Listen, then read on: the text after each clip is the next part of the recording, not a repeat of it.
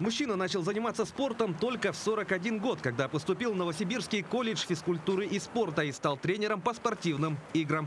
На этом Чудинов не остановился и в 51 год окончил Сибирский университет физической культуры в Омске, после чего начал работать тренером по плаванию. Свой первый забег мужчина пробежал в 46 лет, без подготовки преодолев 42 километра. Ну, я решил, думаю, марафон это что-то интересно все-таки. Смогу я попробовать силы свои, удастся ли там мне пробежать или нет. И со всеми побежал.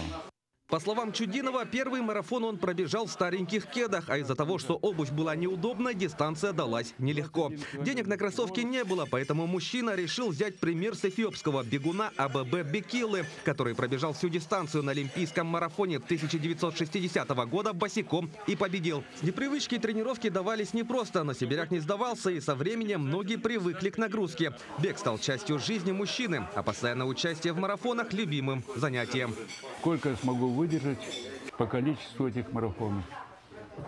И я, значит, по 2, по 3 марафона, потом и по 4 один раз, 4 марафона за 1 месяц пробежал.